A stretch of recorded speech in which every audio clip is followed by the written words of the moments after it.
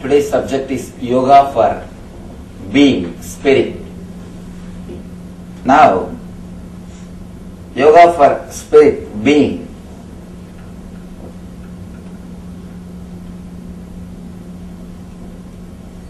As a being, the being level, you don't need any separate meditation or yoga.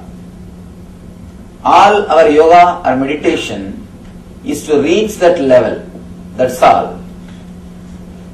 If you can experience that level or stay in that level, you don't need any meditation or yoga.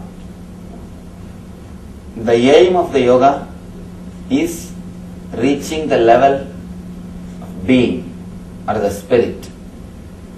First thing, what do I mean by the word being or spirit? Let's analyze. Let's analyze what do I mean by the word being. In Sanskrit we call Atman. You can translate it in a very superficial way as consciousness. Consciousness is not equivalent or exact translation of Atman, but we have no other way. We have to use the word consciousness. Soul is much poor word. Consciousness is at least a little better than soul. So I am using the word consciousness. Actually, being cannot be expressed by a single word. You can say what is not being and make people understand what is being. But you can't pinpoint and say what is being. Because whatever you can pinpoint is only related to mind. You can't say anything about the being because it is something beyond mind. It is something above your intellect, it is something beyond your logic.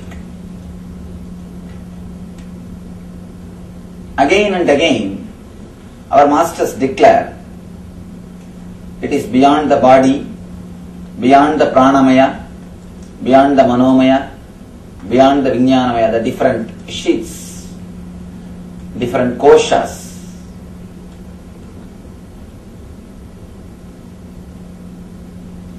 You have 5 bodies according to our Upanishads, are the 5 part of your being. First thing, physical body, which you are having, made out of flesh and bones, you know. Next thing, the pranic body, all the prana movement which is happening inside your system. Inhaling, exhaling, all the other prana movements in your system. Third thing, your inner chattering, that is called manomaya. Fourth thing, the deep sleep state, what they call vijnanamaya, which you experience at the time of deep sleep. Fifth thing, anandamaya, of course, which you experience very rarely when your mind is totally in peace. When your mind is totally in silence. It is very rare people experience this Anandamaya Kosha. It's like if you are continuously asking for something, for example a sweet, particular sweet, continuously you are thinking about it. You want to have it. You are working for it. Suddenly one day you get that sweet. When you put that in your mouth, the restlessness which you had for that sweet or continuous thinking which you had for that sweet, it disappears, it comes down. Your mind becomes a little calm for a few moments. That few moments you experience Anandamaya Kosha. You experience the joy which is from your being. But unfortunately, your mind starts thinking that joy is from the sweet, then you start running behind it. You think if you create a same situation or a same atmosphere, you will be able to experience the same joy. If that is the case, continuously the sweet must give you the same joy, but it is not giving. 4 sweets, okay. 5th, it's all right. 6th, you say, I think no, too much. 7th, you try to escape from it. If it is from the sweet, it must only continue or grow.